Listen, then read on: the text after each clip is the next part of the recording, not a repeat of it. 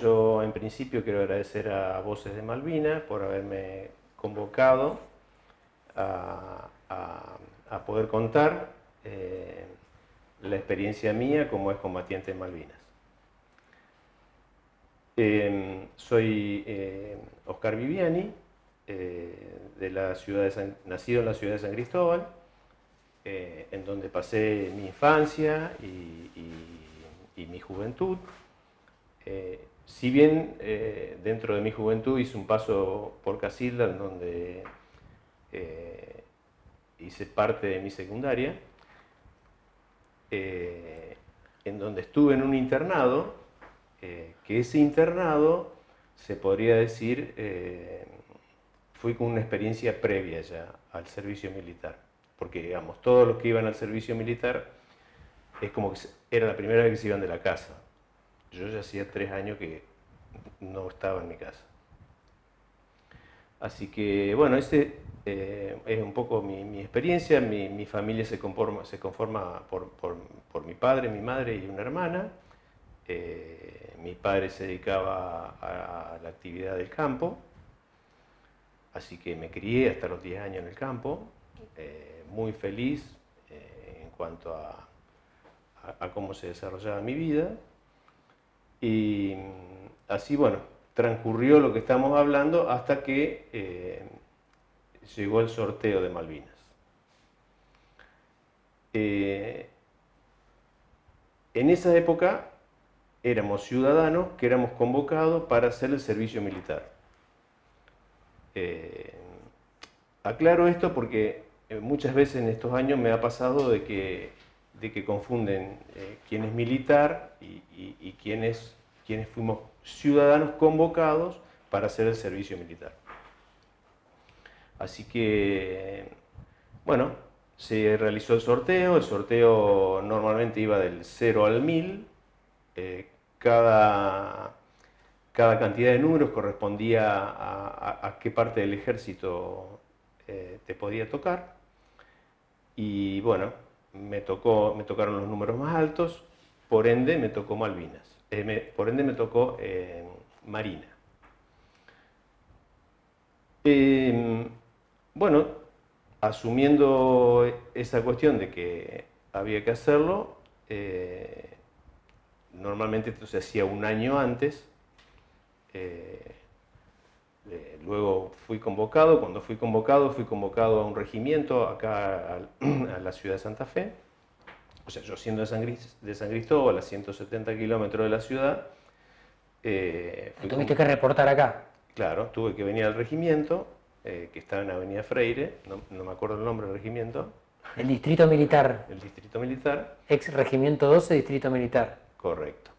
Y bueno, desde ahí nos llevaron en tren hasta Punta Alta, en Bahía Blanca, en donde está Campo Sarmiento, que es el campo de concentración. Ahí hicimos instrucción, que éramos 1.200 personas, que hicimos instrucción durante 2 meses, y a partir de la terminación del primer mes empezaban los destinos. O sea, 10 personas para tal barco, 10 para otra actividad, o sea, se empezaban a ir cada uno al destino que le correspondía. Yo siempre recuerdo que yo no quería ir a un barco. Y te había tocado armar, decimos. Porque, claro, y no quería ir a un barco porque yo no quería estar en un barco. Bueno, se fueron yendo a destinos. De los 1.200 quedamos 20. Y yo dije, ya está, yo no voy a barco. Porque, digamos, si escuchaba a todos los barcos que iban, entonces, bueno, yo ya está todos los barcos cubiertos, así que yo no voy a ir a un barco. Y no, lo que ocurrió que me tocó, un buen día nos apartan a 7 y nos dan como destino un barco. Ese barco, tengo entendido que es el barco que más navegó de toda la flota durante el año. O sea, por lejos con respecto al resto. O sea que no solo me tocó barco, sino que me tocó navegar más que el resto. El barco era el BDT Cabo San Antonio, que era un barco de desembarco de tropas y de tanques. Y bueno, o sea, tuve una etapa como que tener que asumir, o sea, Concientizarte que ibas a tener que subirte a un barco sí o sí. claro, claro, y adaptarme Y adaptar. a la situación. Entonces, a ver, yo tengo que decir también que yo no estaba conforme con haber ido a hacer el servicio militar, que creo que el 80% no estaba conforme con el tema. ¿eh? Entonces, digo, ¿qué voy a hacer acá adentro? Un año. Bueno, Previo a eso, disculpa, antes que te sortearan y todo eso, y volvemos después ahí a ese punto, decime, ¿qué expectativas vos tenías promediando la adolescencia? Vos decías, che, bueno, estabas en San Cristóbal y decías, mira, tengo ganas de ir a estudiar a algún lado, tengo ganas de seguir, bueno, por el camino de tu viejo que me decías que tenías campo. ¿Qué pensabas antes de que te sortearan, obviamente? ¿Qué expectativas tenías hasta que te cayera? Yo me había recibido de técnico agrónomo y iba a trabajar en el campo. O sea, no concebía el tema este de ir a hacer el servicio militar. No era lo mío. ¿Mm? Así que bueno, volviendo al tema del barco, comienzo el tema de adaptación y bueno, o sea, como siempre me gustó hacer, me toca, el sector que me toca es el de mantenimiento. Así que si había un sector que trabajaba en el barco todos los días del año, era mantenimiento.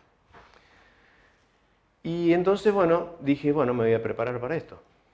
Y comencé a prepararme, o sea, a entrenarme, a saber, o sea, porque me molestaba mucho que me manden además ahí adentro, o sea, entonces me ocupaba mucho de saber. Y en el barco hay muchas cosas para aprender. Así que bueno, fui desarrollándome y aprendiendo mucho. Para lo que viene luego, o sea, que es la participación de mi barco en el tema de la toma de Malvinas, yo ya llevaba 6 meses arriba del barco. O sea, se podría decir que estaba de alguna manera preparado para pasar lo que después tuvimos que pasar. Ahí te voy a hacer un alto. ¿Qué es hacer mantenimiento dentro de un barco? Imagino encima en un barco de las proporciones del buque San Antonio. ¿Qué tareas era realizar mantenimiento en un barco de esas características? Limpieza, pintura, todo lo concerniente a lo que es mantenerlo al barco. O sea, si había que tirarse a pintar la parte de afuera, se tiraban en linga, pintaban la parte de afuera, terminábamos afuera, empezábamos adentro. Todas las actividades de mantenimiento que tiene, o sea, como si fuera un edificio, o sea, es lo mismo. Así que, bueno, cuando viene ahora sí la etapa que voy a contar un poquito cómo fue lo previo a Malvinas, lo previo a Malvinas se navegó bastante más porque después entendimos que eran entrenamientos, que lógicamente nosotros no sabíamos. Siendo puntualmente al tema, ahora sí, de la toma de Malvinas, o sea, el Ara Cabo San Antonio fue el barco, se podría decir como insignia de la toma de Malvinas. O sea, fue el que llevó los buzos tácticos, el que llevó todo el armamento, llevó equipamiento, llevó tanques y se hizo la toma desde el barco. Así que un buen día comienzan a cargar cosas en Puerto Belgrano, pero a cargar cosas de manera increíble, o sea, las 24 horas, durante las 24 horas. Alimentos, 20 horas de alimento, balas, 20 horas de balas, y paralelamente tanques, camiones, personas, o sea, porque la dotación del barco éramos 160, pero podían, que en ese caso ocurrió, subimos a 900 personas más. Entonces éramos 1200 personas arriba del barco. Y bueno, lógicamente todos empezamos a preguntarnos, ¿dónde vamos? ¿Para qué es todo esto? Bueno, no se sabía absolutamente nada. Terminamos de cargar, que estuvimos 3 días cargando durante 24 horas, o sea, y partimos. Partimos, imagínense que recargado absolutamente en todos los aspectos, o sea, en los pasillos no se podía caminar de la gente.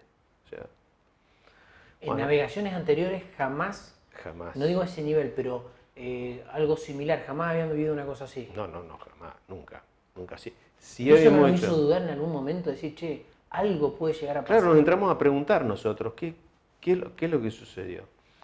Había medio de prensa como La Razón arriba. O sea, bueno, nos entramos a preguntar.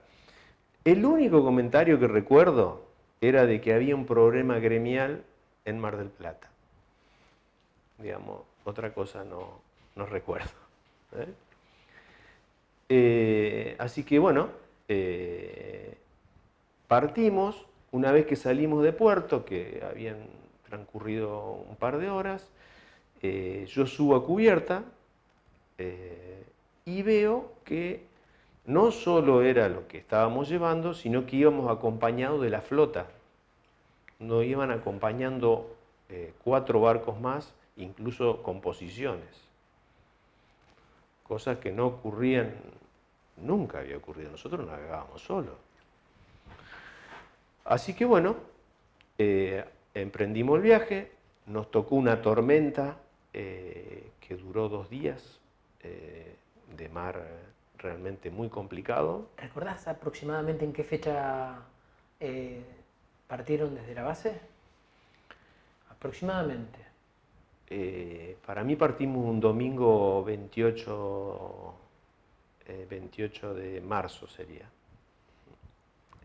O sea, 28, 29 y 30 navegamos, más o menos así.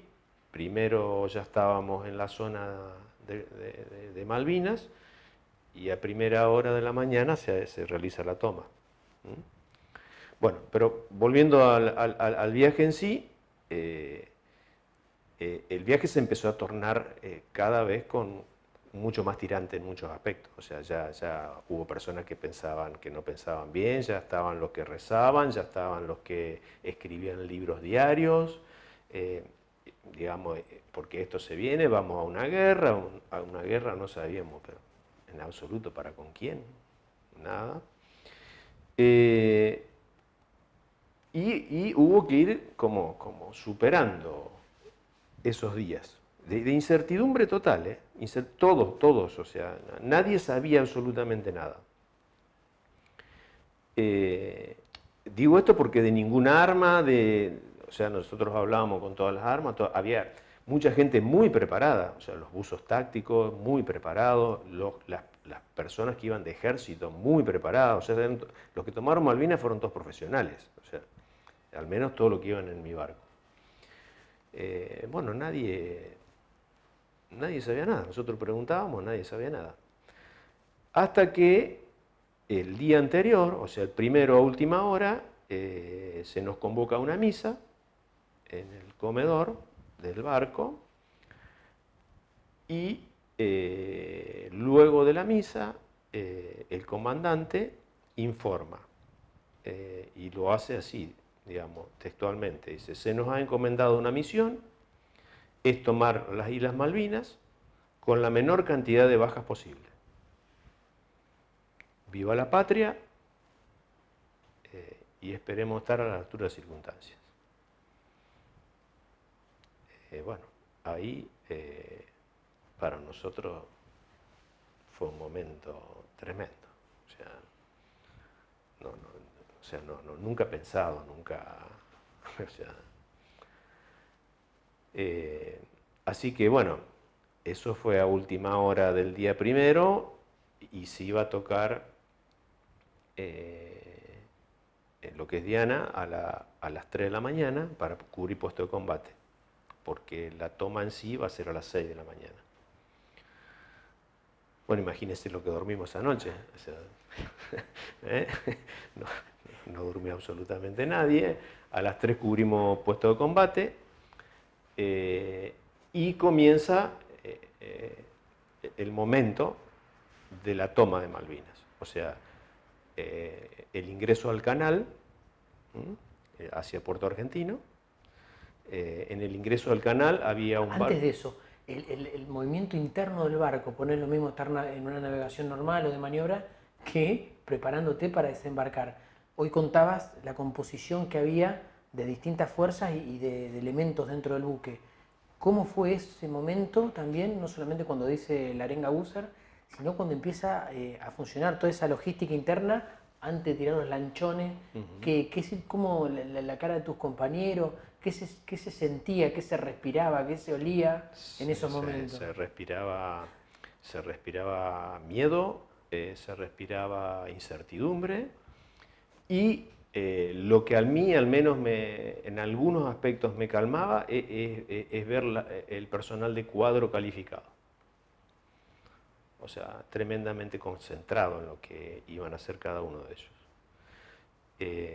Así que cuando nos posicionamos, como sería para la entrada al canal, había un barco polaco. Bueno, bajan los buzos tácticos, que van por abajo, y el sentido que tenía, por lo que entendía en esa época yo, era que no esté dinamitado el ingreso al canal, o que tenga sectores que lo estén. O sea, entonces van por abajo y desactivan un barco polaco que les pasaba información a ellos, que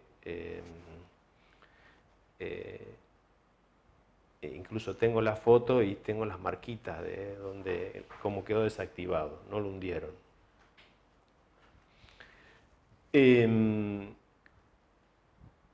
Y bueno, comienza el ingreso nuestro al canal hasta que llegamos a una posición en donde desembarcan los anfibios con todo el personal para empezar con la toma. Eso ya eran alrededor de las 6 de la mañana más o menos.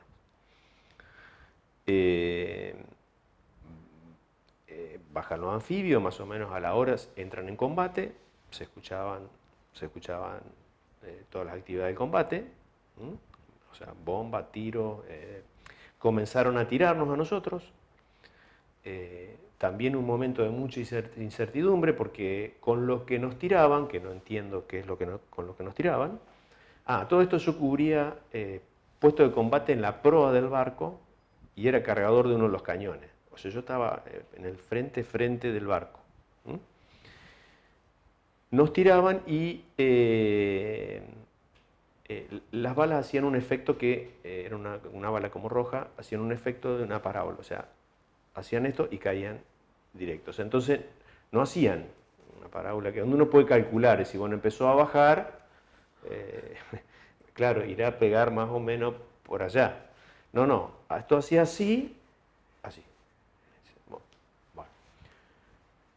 Bueno, nosotros queríamos tirar nosotros, o sea, porque la costa, se veía la costa, todo se veía las personas, o sea, queremos tirarle. Bueno, no, prohibido tirar. Se ve que el tema este de la menor cantidad de bajas posible era un propósito a cumplir. Bueno, bajan dos lanchones de estos tipos anfibios y los capturaron. Por eso cuando digo había personal calificado que no era de la dotación del barco. Bueno, transcurren estas horas y a las 10 de la mañana termina la toma de Malvinas, en donde el comandante en un momento comunica, se ha tomado Malvinas, se ha logrado el propósito, viva la patria, muy fuerte, y pone el himno. Yo siempre cuento que yo estaba en el puente, o sea, estaba en la proa cubriendo mi puesto de trabajo, y creo que lo que estábamos ahí nos llegamos a sentir como San Martín. Así lo digo yo.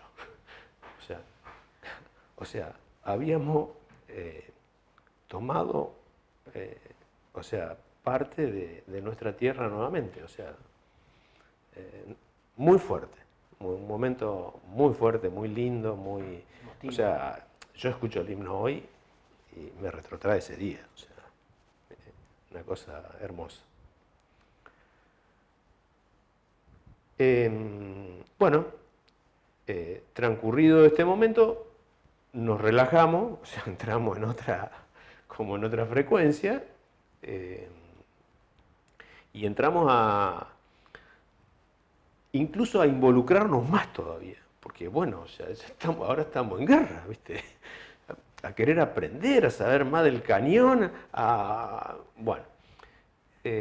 Estuvimos en esa posición hasta el otro día a las 7 de la mañana. Al otro día a las 7 de la mañana entramos a Puerto Argentino. Entramos a Puerto Argentino, bajamos, recorrimos un rato Puerto Argentino, pero era una recorrida más bien no militar, o sea, nosotros no pertenecíamos a esa cuestión, sino de visita, era como a ver cómo era. Estaba todo tranquilo. ¿Qué impresión te dio Puerto Argentino cuando desembarcaron? Me imagino que no había muchos kelper dando vuelta. No, estaban todos en sus casas, claro, nos miraban por las ventanas. Claro, eso. Las características de Puerto Argentino que llegaste a apreciar en ese momento, ¿qué impresión te causó? Me causó esas cosas de un lugar austral, de gente que vive como muy en lo suyo, y que esta era otra discusión. ¿Se entiende? O sea, esa impresión me dio, o sea, porque era gente mansa, o sea, no veía agresividad yo en ellos, pero ni en la mirada, o sea, nos miraban como diciendo, ¿qué estás haciendo esta gente ahora acá? O sea, esa impresión me dio, digamos. Bueno, recorrimos un rato y luego empezamos a cargar todo lo que habíamos llevado y a preparar todo de nuevo, todo para volver. Tuvimos 2 días, o sea, tuvimos ese día entero, el otro día, y a la noche siguiente emprendimos el regreso. El regreso que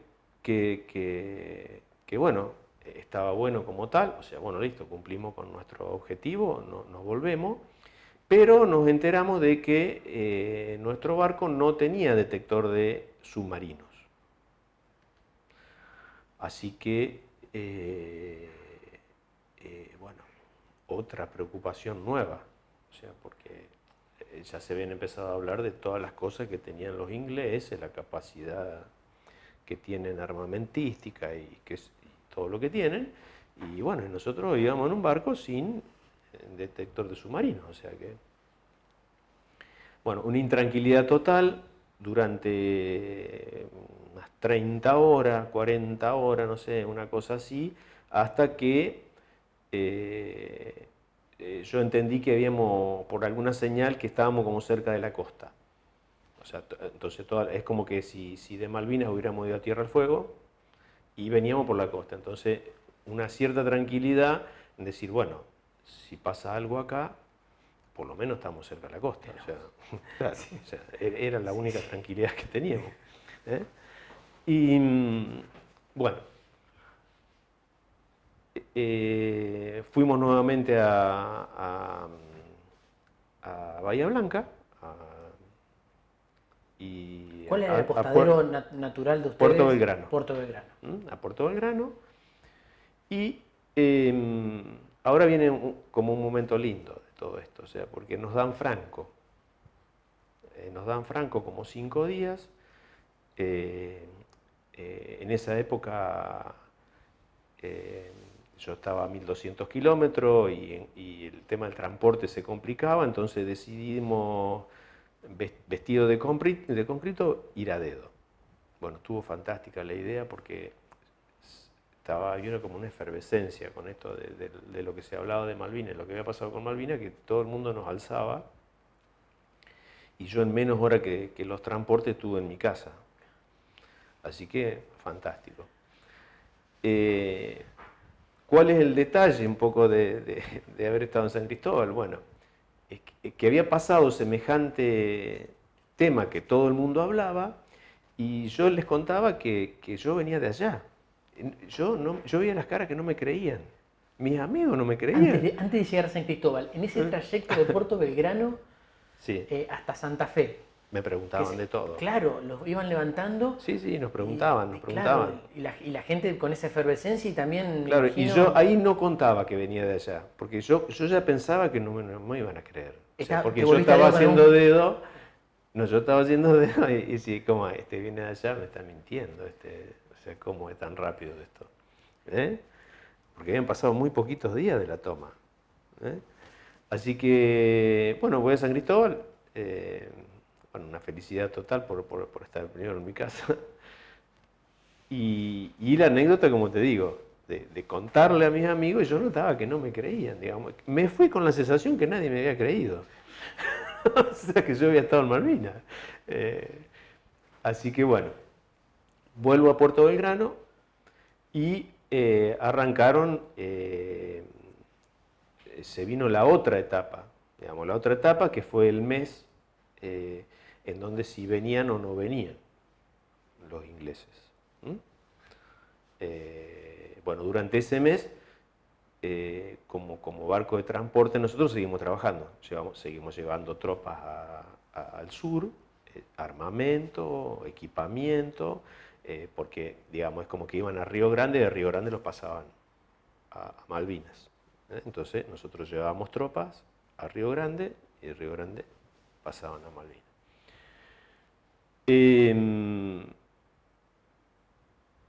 En uno de esos, bueno, ocurre en el tiempo acá que en uno de esos viajes, traslados, sí. Claro, ya había empezado, que habían llegado los ingleses, y habían empezado a tener algunos hechos, tanto de parte nuestra con ellos como ellos con nosotros. En un desembarco que hacemos nosotros en Río Grande, porque el barco nuestro iba a la playa y quedaba sentado en la playa para que bajen las tropas y bajen los tanques.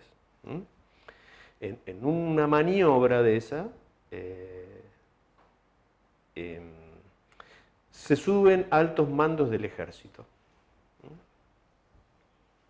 Yo no lo vi, pero muchos aseguraban que en el grupo estaba Galtieri. Bueno, se suben, se reúnen con el comandante, se retiran. Nosotros, esa maniobra llevaba muchas horas porque tiene que ver con la marea, cuando la marea sube y cuando la marea baja. Entonces, cuando sube la marea recién puede salir. Entonces, cuando salimos, se nos informa que habían hundido el Belgrano y que habían bombardeado el Ara Sobral. En principio nosotros nos dijeron que en unas horas se iba a resolver, digamos, que en qué íbamos a participar. Les recuerdo que no tenía para detectar submarino, o sea, salíamos a hacer esos actos nosotros, ¿no? Así que con la intranquilidad de la cuestión, luego se nos informa que íbamos a ir a rescatar el Ara Sobral que estaba a la deriva. El Ara Sobral, cuando fuimos a rescatarlo, le habían destruido el puente comando, había 8 muertos, algunos heridos,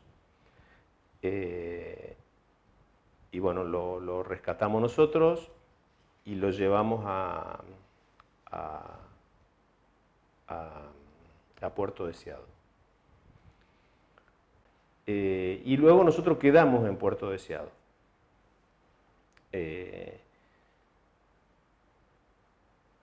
retomando un poco esto de haber rescatado el Ara Sobral y del momento que fue todo esto, no, quiero comentar también que en el Belgrano, todos los días yo iba a ver las listas que salían de los rescatados, porque en el Belgrano falleció un amigo. Y siempre digo que es como comenzó la guerra para mí. O sea, hasta ahí es como que, bueno, estábamos haciendo cosas, había que hacer esto, había que hacer lo otro. Yo con los ingleses, la verdad, no tenía ningún problema personal. Pero ese momento fue como que dije, no, esto no está bien. Y comencé como a prepararme más todavía para ir a la guerra. O sea, porque se había creado un cuerpo para ir a entrenar, por si necesitaban, como toda guerra, cuando cada vez se necesita más gente, buscan voluntarios. Entonces empecé con un trabajo de entrenamiento aparte, con un grupo, por si se llegaba a requerir esta cuestión. Y bueno, esto no ocurrió. Este amigo que estamos hablando es Julio Lobos, que es de San Cristóbal también. Habíamos estado juntos en instrucción, o sea, nos conocíamos de siempre. Así que, bueno, que en paz descanse él en el agua. Uno de nuestros héroes. Sí, sí. Digo en el agua, y también quiero comentar algo, porque la familia me fue a preguntar en más de una oportunidad si había posibilidades que él tenga vida. Porque en esa época, y hoy también existe mucha gente que se mete en esto, o que la gente solicita, ¿viste? Estos que son videntes, y me parece que le comentaban como que estaba con vida, Entonces, bueno, yo le dije, mire, que conozco dónde ocurrió esto, o sea, él está en el agua. No. O sea, es duro, pero si me preguntan a mí es eso. No busquen más porque... Bueno, el tiempo me dio la razón, porque ellos buscaron, que es algo que haría cualquier padre y me parece bien. Pero no, ahí era muy difícil, o sea, o estabas con vida en 72 horas o no estabas más, no hay muchas alternativas. Así que bueno, esto es un poco lo que pasó con Julio, y quería traerlo O sea, hablarlo era oriundo también. también de San Cristóbal como vos. Sí, amigos. Escuela, Amigos, barrio, claro. escuela, barrio. Instrucción, todo. Todo junto, sí. Sí, nos veníamos de Franco juntos, o sea, un amigo. Por eso, insisto, para cada uno, seguramente este proceso de la guerra tuvo momentos. O sea, la guerra en sí para mí empezó ahí. O sea, como dije, esto no puede ser así. Bueno, volviendo a donde estábamos, que es en Puerto Deseado, estuvimos ahí hasta la finalización de la guerra. Una vez terminada la guerra, comenzamos con las tareas otra vez de la logística de transporte. O sea, todo lo que estaba en el sur lo trajimos, y más tareas que se nos encomendaban, que muchas de estas no las puedo contar o detallar porque tampoco sabía para qué eran. O sea, vamos a buscar tal cosa, venimos, vamos a buscar un tanque, que la verdad que no. Pero mucha actividad. Muy activo, sí. Sí, navegando. Que era un buque, como decíamos hoy también al comienzo, de unas proporciones enormes. El buque tenía, porque hoy ya lo desarmaron, algo que veo muy mal, porque insisto yo, si nos ponemos a analizar, es el buque insignia de la toma del 2 de abril. O sea, entonces es un buque que me parece que debería haber quedado en algún lugar como museo. O sea, pero bueno, son las cosas que hacemos nosotros.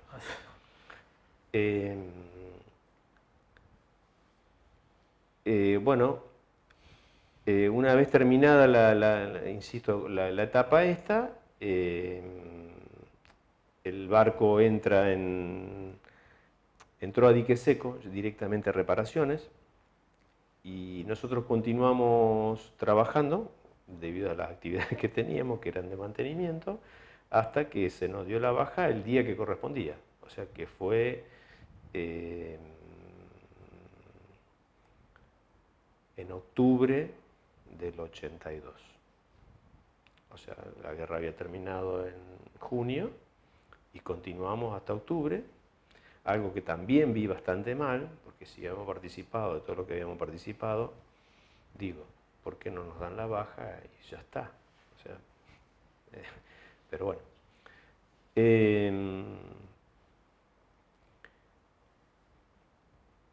Ni bien tengo la baja, vuelvo a San Cristóbal. Ya es como que había transcurrido en sí, por los meses que habían transcurrido, el hablar de Malvinas todo el tiempo, ese tipo de cosas.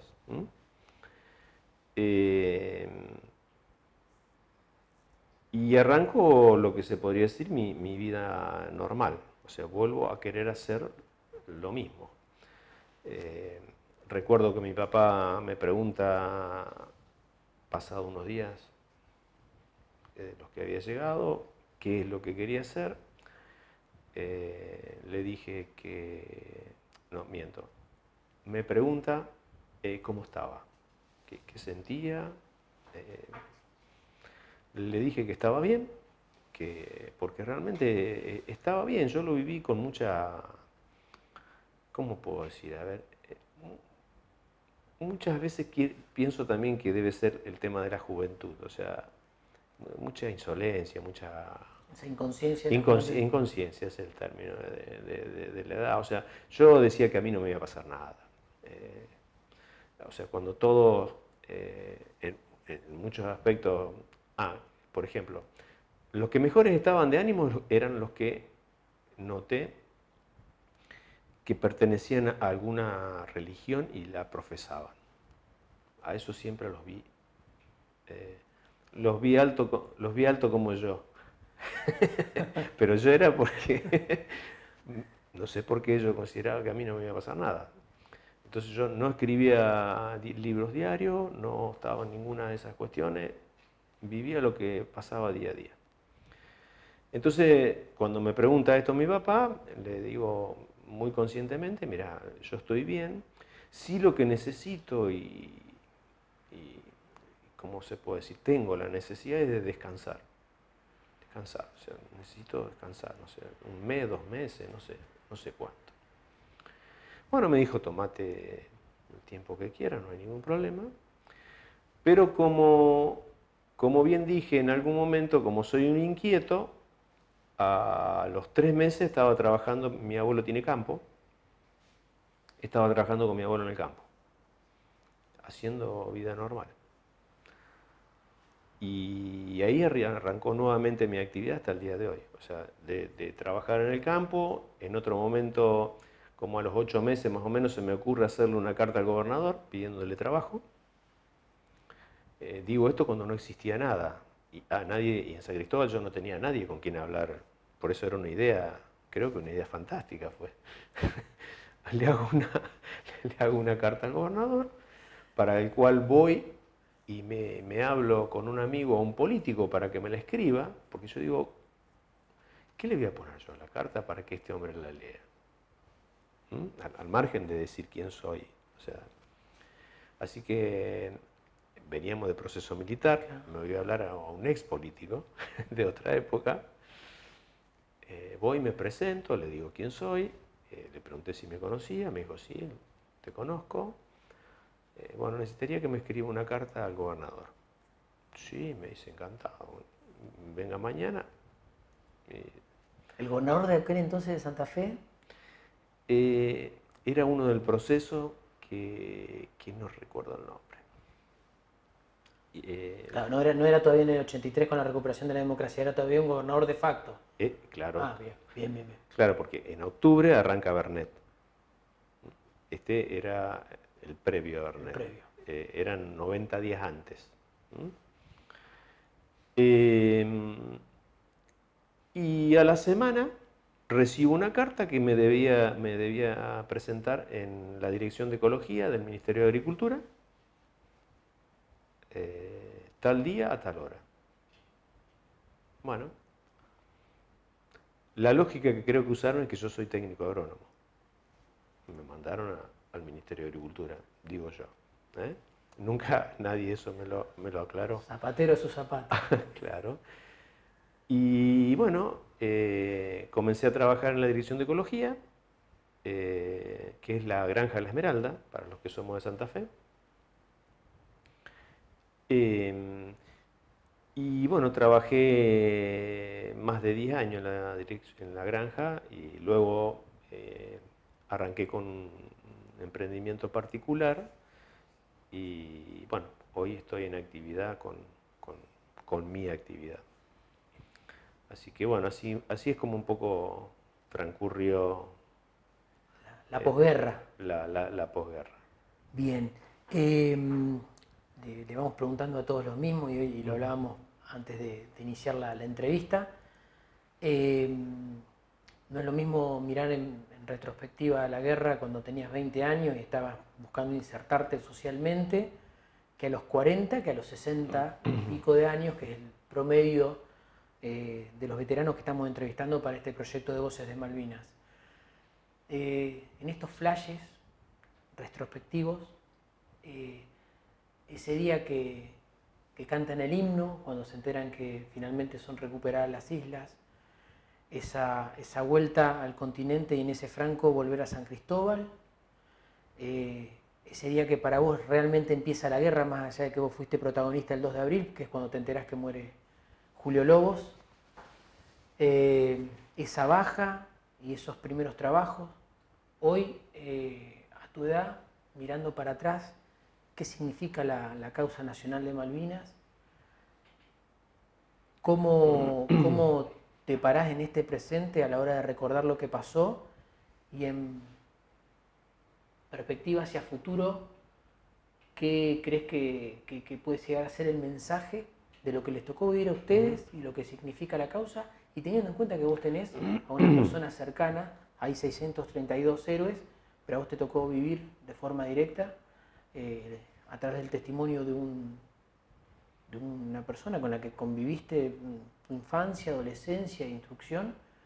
¿Cómo recordarías o cómo crees que tiene que ser recordado aquella gesta y lo que significa Malvinas hoy, ¿no? para el pueblo y la nación argentina?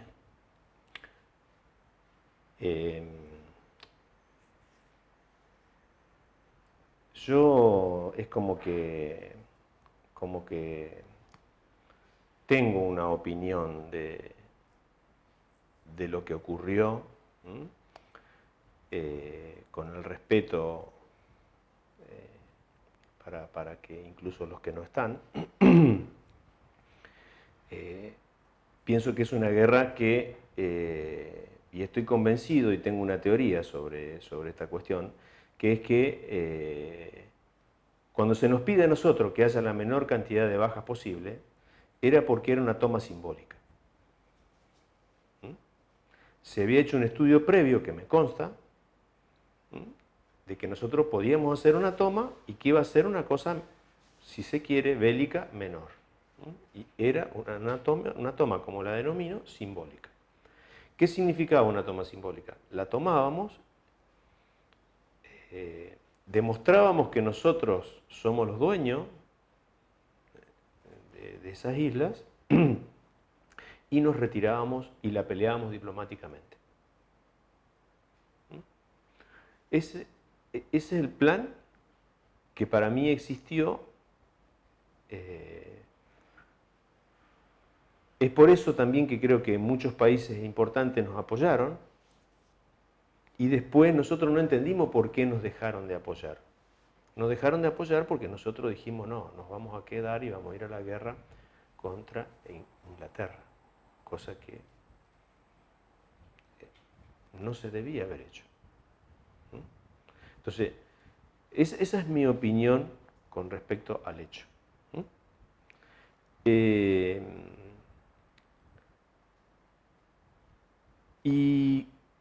considero que si uno mira en el mundo hoy,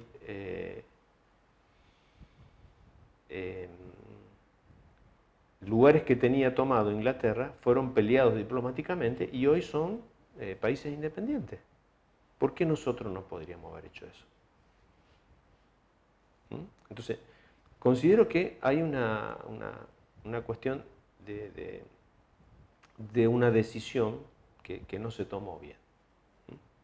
Eso es lo que yo pienso de Malvinas. Yo tengo dividido, de alguna manera, lo que me tocó vivir a mí y la experiencia que por suerte la pude administrar positivamente, no es una carga, no es algo que a mí me pese, sino que es algo que lo llevo bien.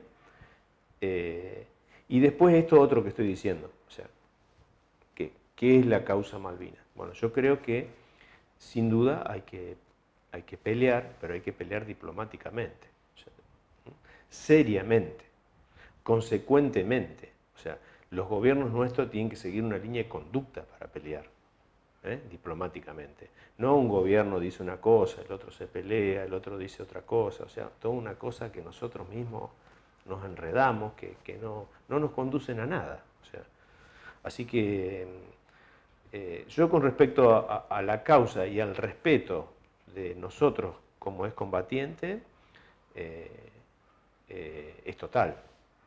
Pero ese es el hecho que nos tocó vivir. Después, en cuanto a la causa en sí, considero que tenemos que seguir luchando, pero luchando diplomáticamente con un orden, con un objetivo. Eso es lo que pienso con respecto a Malvinas.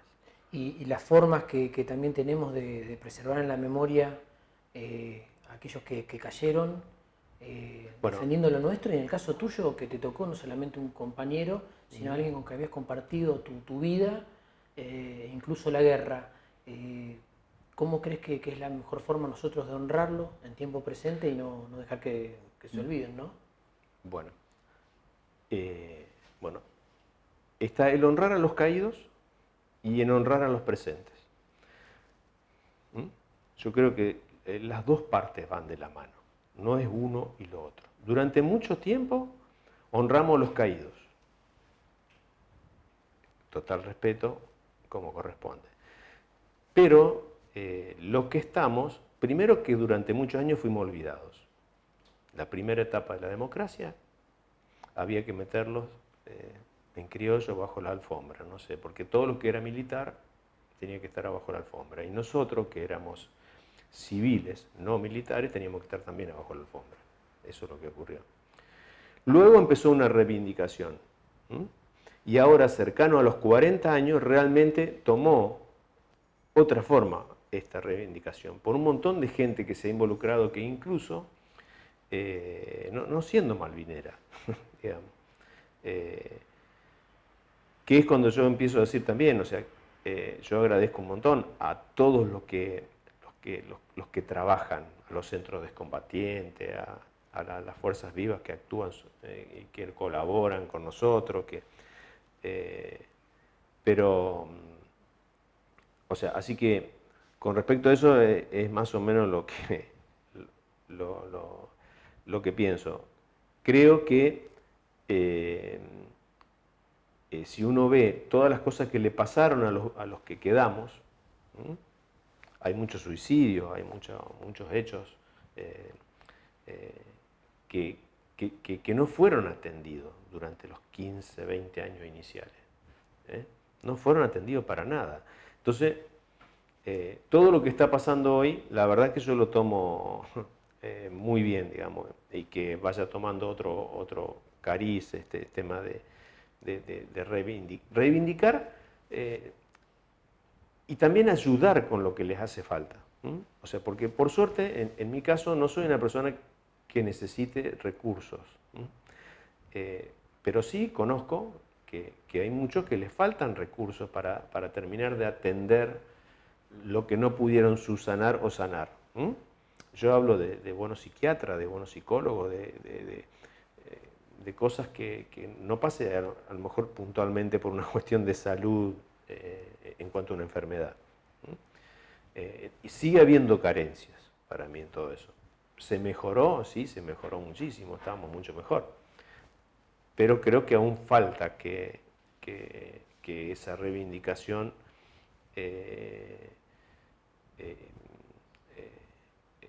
termine, de que incluso los de combatientes nos pusimos grandes, o sea, tenemos más necesidades quizás que en otro momento que la podíamos suplir trabajando. Quizás hoy no la podemos suplir. Así que, bueno, más o menos eso lo que pienso en relación al tema de los caídos, que los respeto muchísimo y de hecho que tengo amigos ahí, y de los que seguimos en pie. Seguimos necesitando que la sociedad en general, para no decir gobierno, nos brinde el apoyo que necesitamos. Bien, bueno, nos decías en la previa que es la primera vez que das un testimonio en estos 43 años, así que agradecemos enormemente la confianza que depositas en nosotros como equipo de producción de Voces de Malvinas, y esto sirve también para alentar a otros camaradas tuyos que también quizás atravesaron la misma situación y los aliente a animarse a contar y poder socializar con el resto de la sociedad y del pueblo argentino lo que vivieron y dejar testimonio para que la causa Malvinas siga siendo un puntal de unidad y nunca deje de estar en la memoria de los argentinos. Así que te agradecemos muchísimo esta entrevista. Bueno, yo muy agradecido a Voces de Malvinas que me abrió las puertas y realmente me sentí muy a gusto en transmitir y que esto que yo estoy transmitiendo, en definitiva, lo hago para que otros se animen, y si alguien está, digamos, interesado en saber cómo fue la toma del 2 de abril, haber podido yo contarles, digamos, y que me haya salido de la mejor manera posible y que se haya entendido lo que fue la toma del 2 de abril. Muchísimas gracias. Bueno.